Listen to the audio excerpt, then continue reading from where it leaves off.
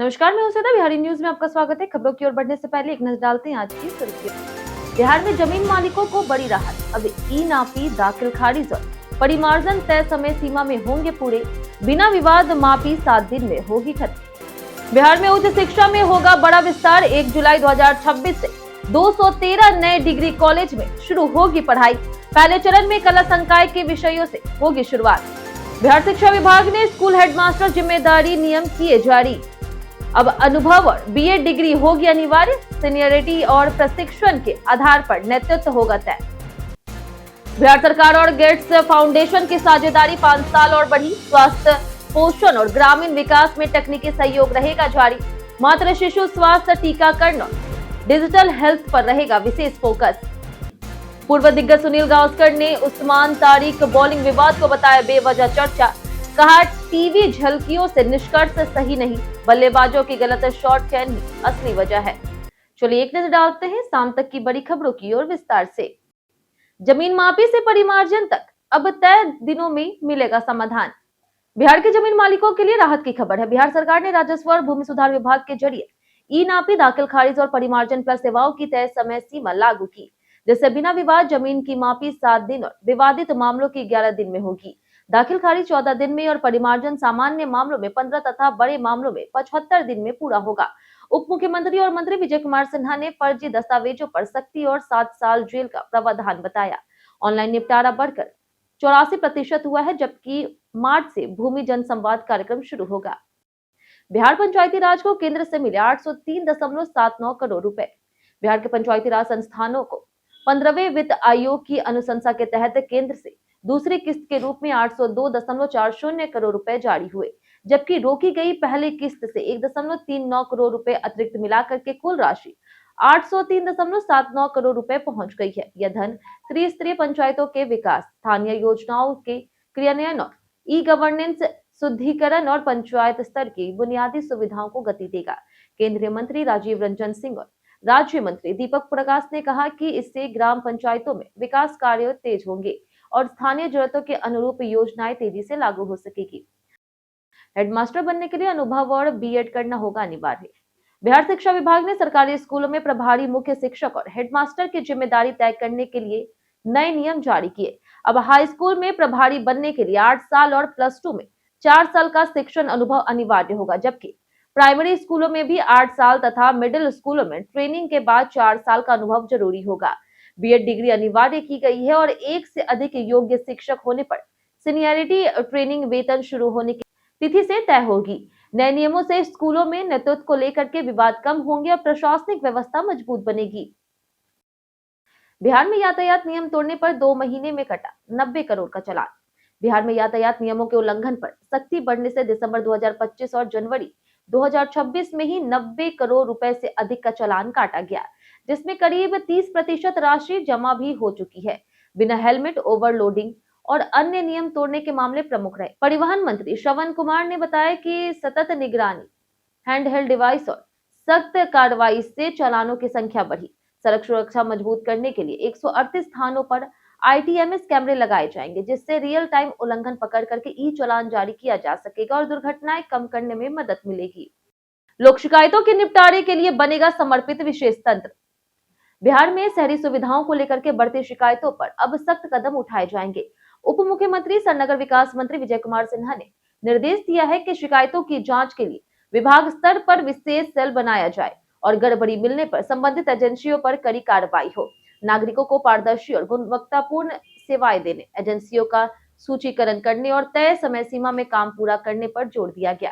प्रामाणिक साक्ष्यों के आधार पर ही कार्रवाई होगी, ताकि शहरी सुविधाओं में गुणवत्ता, जवाबदेही और भरोसा सुनिश्चित किया जा सके। 1 जुलाई से 213 नए डिग्री कॉलेज में शुरू होगी पढ़ाई। 1 जुलाई 2026 से बिहार सरकार राज्य के 213 नए डिग्री महाविद्यालयों में पढ़ाई शुरू करेगी। पहले सत्र में कला संकाय के सामान्य विषय इतिहास, राजनीति विज्ञान, भूगोल, समाजशास्त्र, अर्थशास्त्र, मनोविज्ञान और हिंदी या फिर अंग्रेजी की पढ़ाई होगी, जबकि आवश्यकता अनुसार विज्ञान और वाणिज्य संकाय भी खोले जाएंगे। उच्च शिक्षा सचिव राजीव रौशन ने भवन चयन, सूची सत्यापन और शिक्षकों की नियुक्ति के निर्देश दिए। विश्वविद्यालयों को भी मान्यता प्रक्रिया तेज करने को कहा गया, ताकि यूजीसी मानकों के अनुरूप नए कॉलेजों में समय पर अध्ययन अध्यापन शुरू हो सके। स्वास्थ्य पोषण और ग्रामीण विकास से तकनीकी सहयोग रहेगा जारी। बिहार में स्वास्थ्य पोषण, कृषि और ग्रामीण विकास को मजबूत करने के लिए बिहार सरकार और गेट्स फाउंडेशन के बीच साझेदारी अगले 5 वर्षों के लिए नवीकृत हुई है, जो अप्रैल 2026 से लागू होगी। समझौते पर उप मुख्यमंत्री सम्राट चौधरी और स्वास्थ्य मंत्री मंगल पांडे की मौजूदगी में हस्ताक्षर हुए। इसका फोकस मात्र शिशु स्वास्थ्य, टीकाकरण, पोषण, डिजिटल हेल्थ और क्षमता निर्माण पर रहेगा, ताकि 2030 तक सतत विकास लक्ष्यों की दिशा में प्रगति तेज हो। वर्तमान में संस्थागत प्रसव 76.2% और पूर्ण टीकाकरण 93% तक पहुंच चुका है, जिससे और बेहतर बनाने का लक्ष्य है। सीएसआर पहल से 180 स्कूलों में लगेगी सैनिटरी पैड की मशीन।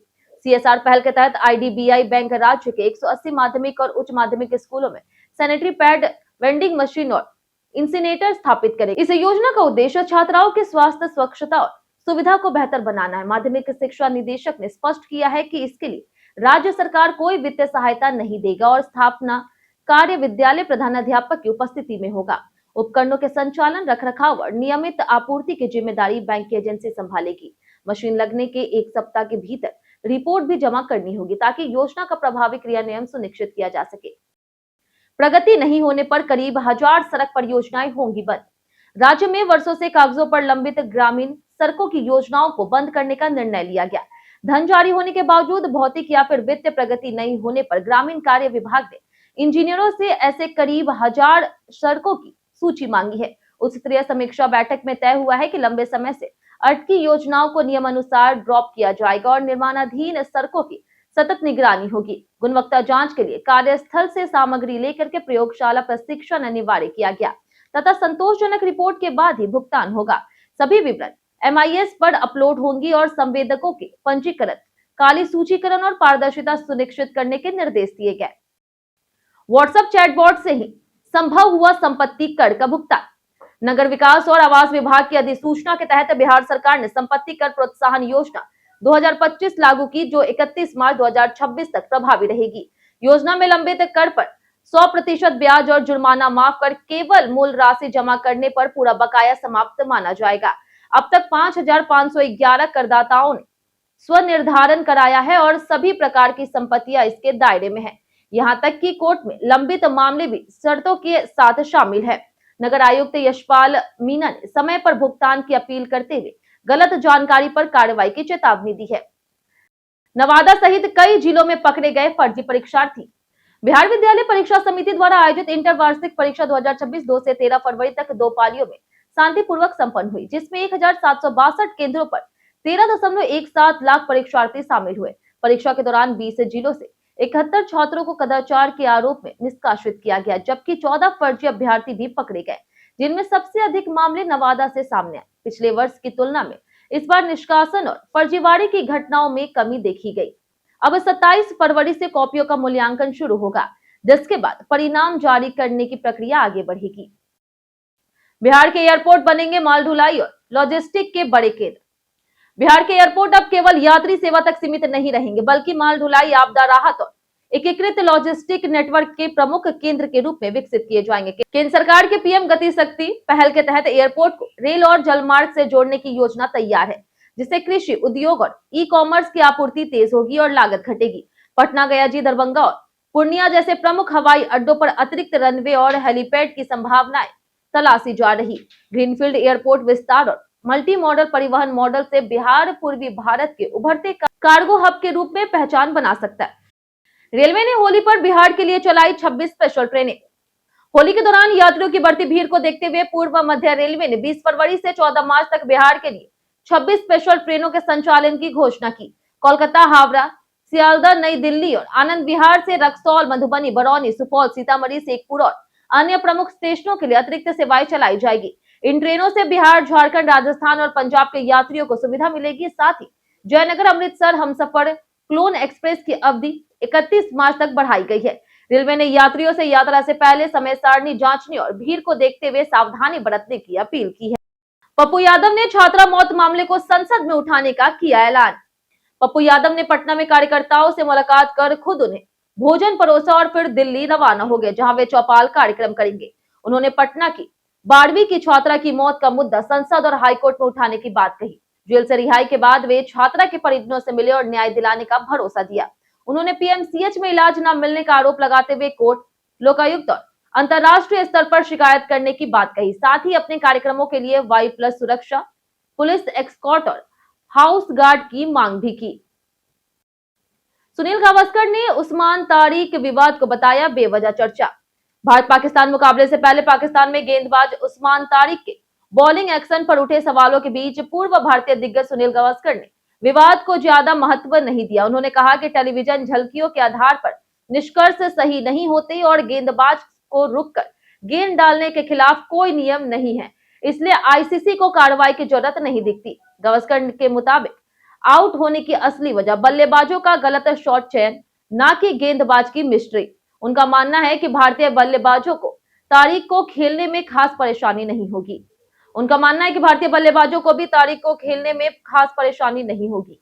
बीते दिन हमारे द्वारा पूछे गए सवाल का जवाब आप लोगों में से बहुत लोगों ने हमारे कमेंट बॉक्स सेक्शन में लिख कर दिया है। जिन्होंने हमारे द्वारा सवाल का जवाब दिया उनके नाम है रंजीत मिश्रा, राजेश सहनी, नौशाद रजा, विनोद शाह, लक्ष्मी मेहता, मनोज दास, अमरजीत यादव, रामायण सिंह, संजीव कुमार, सुरेंद्र यादव, देव नारायण पासवान, रंजय तिवारी, रवि कुमार, सपना राय, रवि मोहन वर्मा, पीके सिन्हा, बाबूलाल मरांडी, दीपक कुमार, फारूक आलम, रामबाबू दास, राजेंद्र ताते, निशिकांत कुमार, रोहित राय, अमित कुमार, अर्जुन राय, धर्मराज सहनी और कौशलेंद्र कुमार। इसी के साथ बढ़ते आज का सवाल की ओर। आज का सवाल है, आपके हिसाब से खुशहाल जिंदगी के लिए सबसे जरूरी क्या है? आप अपना जवाब हमें हमारे कमेंट सेक्शन में लिखकर जरूर बताएं। आज के लिए इतना ही। बिहार की तमाम खबरों के साथ बने रहने के लिए देखते रहे बिहारी न्यूज, और साथ ही अगर यूट्यूब चैनल पर देख रहे हो चैनल को सब्सक्राइब कर दें, और अगर आप फेसबुक पेज पर देख रहे हो तो लाइक और फॉलो जरूर करें।